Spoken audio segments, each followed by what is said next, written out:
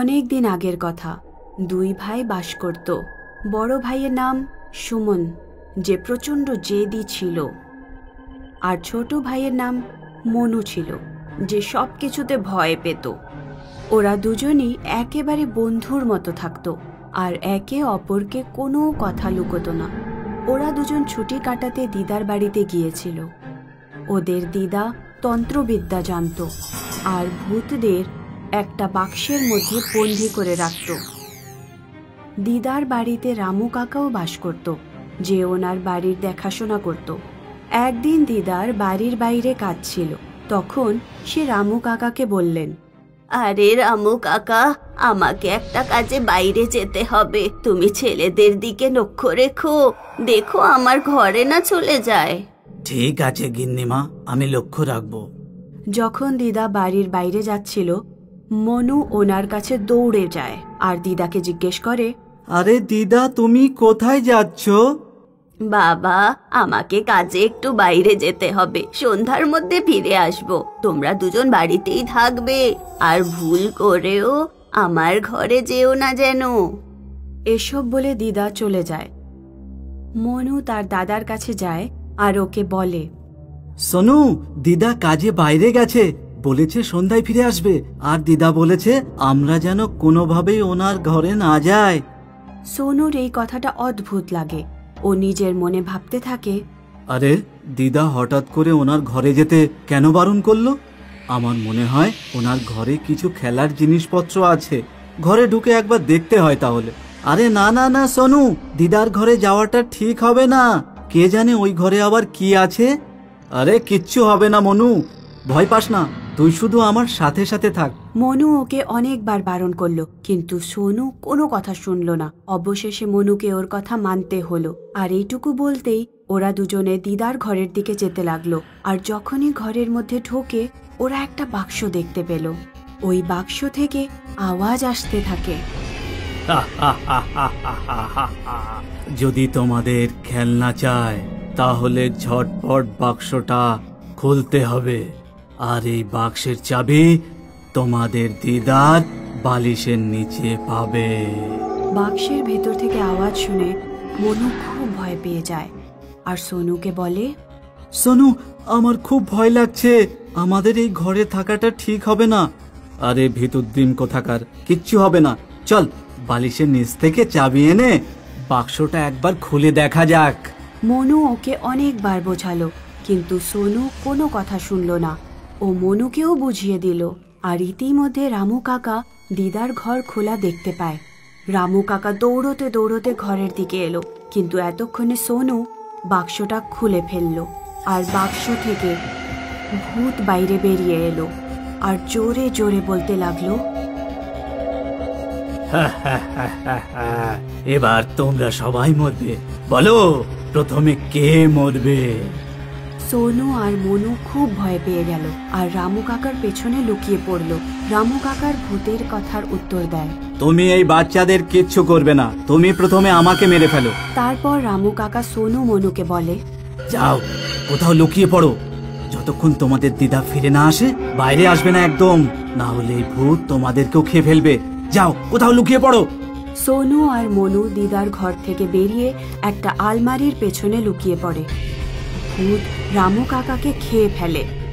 তারপর ভূত সোনু মনুকে ঘরের সব কোণে খুঁজতে শুরু করতে থাকে আর হাসতে হাসতে বলে যে, এবার তোমাদের দুজনকে আমি খাবো। তোমরা কোথায় লুকিয়ে? তোমরাও মরবে। তখনই ভূত ওই দুই ভাইকে আলমারির পেছনে দেখে ফেলে। ভূত যখন ওদের কাছে যেতে থাকে, সোনু কিছু একটা তার হাতে তুলে নেয় আর ভূতের চোখে ছুঁড়ে মারে। ভূতের চোখে আঘাত লাগে আর ভূত চিৎকার করতে বলতে থাকে, আরে এটা কি? তুই আমাকে মারলি? আমি চোখে কিচ্ছু দেখতে পাচ্ছি না, এবার সর্বপ্রথম তুই মরবি। সোনু আর মনু খুব ভয় পেয়ে যায়। ওরা ভগবানের কাছে প্রার্থনা করতে থাকে, হে ভগবান, তাড়াতাড়ি আমাদের দিদাকে পাঠিয়ে দাও আমাদের সাহায্যের জন্য। ভগবান ওদের কথা শুনে নেয় আর দিদা বাড়িতে ফিরে আসে। সোনু আর মনু দিদার কাছে দৌড়ে চলে যায় আর সব কথা খুলে বলে। দিদা তার তন্ত্রবিদ্যার সাহায্যে মন্ত্র পড়তে শুরু করে। ওম ভূর্ভুবস্ময় অবয়ে, ওম ভূর্ভুবস্ময় অব। মন্ত্র উচ্চারণের পর ভূত বাক্সের মধ্যে চলে যায় আর দিদা তাকে বাক্সে বন্ধ করে দেয়। তারপর বাক্সটা পুড়িয়ে ফেলে আর বাক্সের ভেতর থেকে ভূতের চিৎকারের আওয়াজ আসে। বাঁচাও, বাঁচাও আমাকে, বাঁচাও। আর তারপর ভূত ছটপট করতে করতে ওই বাক্সের মধ্যেই মারা যায় আর দিদা সোনু আর মনুকে ভূতের হাত থেকে বাঁচায়। শালিনী নিজের মা বাবার সাথে ফতেহগঞ্জ গ্রামে থাকত। একদিন শালিনীর বাবা ডিউটি থেকে ফিরে বললেন, ময়নাপুর গ্রামে আমার ট্রান্সফার হয়ে গেছে। বাবা, আমি লোকের মুখে শুনেছি ময়নাপুর গ্রামে ডাইনি থাকে, আরো মানুষের চোখ তুলে নিয়ে যায়। এসব গুজব মারে, আর মাত্র 6 মাসেরই তো ব্যাপার, তারপর আমরা আবার এখানে ফিরে চলে আসব। শালিনীর পরিবার নয়নাপুর গ্রামে একটা ভাড়ার বাড়িতে থাকতে শুরু করলো। শালিনীর বিয়ে পাকা হয়ে গেছিল। ও প্রায়ই গভীর রাত পর্যন্ত ব্যালকনিতে নিজের হবু স্বামীর সাথে কথা বলতো। একদিন পাশের বাড়ির এক মহিলা শালিনীদের বাড়ি আসেন। আমি দেখেছি যে আপনার মেয়ে রাত 2টো পর্যন্ত ব্যালকনিতে দাঁড়িয়ে কথা বলতে থাকে। ওকে বলবেন 11টার পরে যেন ঘর থেকে বাইরে না বেরোয়। আপনি কি জানেন না যে এই গ্রামে এক চোখ তুলে নেওয়া ডাইনি থাকে? দিদি ভাই, আমরা এসব অন্ধবিশ্বাসে বিশ্বাস করি না। এক রাতে যখন শালিনীর মা আর বাবা ঘুমোচ্ছিলেন, তখন ওর মা বাবা ওর চিৎকারের আওয়াজ শুনতে পান। ওনারা দুজনে দৌড়ে গিয়ে ওপরে শালিনীর ঘরে গেলেন। মা, আমি কিছু দেখতে পাচ্ছি না। ওই ডাইনি মা, ওই ডাইনি আমার চোখ তুলে নিয়ে চলে গেছে। আরে আমার মারে, এসব কি হয়ে গেল? যখন ছেলের বাড়ি জানতে পারলো যে শালিনী অন্ধ হয়ে গেছে, তখন ওরা বিয়েটা ভেঙে দিল। ক্ষমা করো শালিনী, আমার বাবা এই বিয়েটা করতে মানা করেছেন। বাবা, আমার চোখ ফিরিয়ে এনে দাও।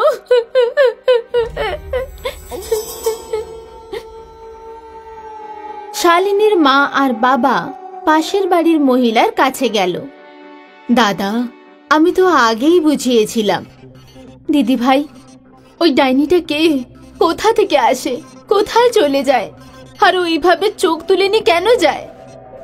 সঠিক করে তো এখানে কেউই পুরো ব্যাপারটা জানে না, কিন্তু গ্রামের লোকেরা বলে যে ওই ডাইনি তো শুধু এক চাকরানি মাত্র। এসবের পেছনে একটা তান্ত্রিকের হাত রয়েছে। ওই তান্ত্রিকটা ডাইনিটাকে নিজের দাসী করে রেখেছে। আমরা যদি ওই ডাইনিটার পিছু নিতে পারি, হয়তোবা আমরা তান্ত্রিকটার কাছে পৌঁছে যাব আর জেনে নিতে পারবো যে ও ওই ডাইনিকে দিয়ে সব কাজ কেন করায়। কিছু গ্রামবাসীরা এমনটাই করার চেষ্টা করেছিল, কিন্তু তারা আর কখনো নিজেদের বাড়ি ফিরে আসেনি। তা যা হোক না কেন, কিন্তু আমাদের মেয়ের চোখের জন্য আমাদের যা করতে হবে আমরা করব।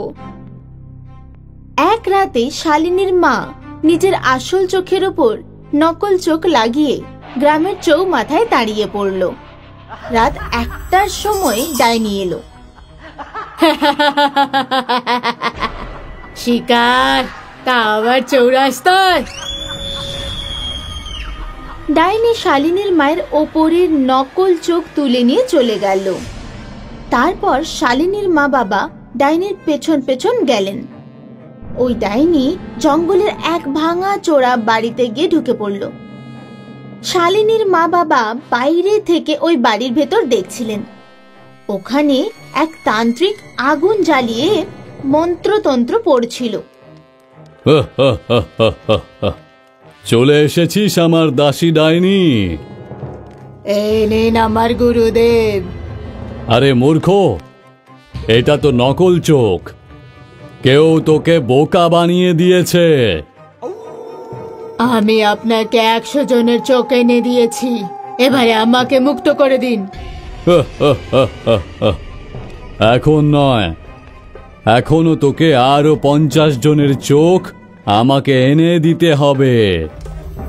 শালিনীর মা বাবা তক্ষুনি পুলিশকে ফোন করে দেন। পুলিশ এসে তান্ত্রিককে ধরে ফেলে।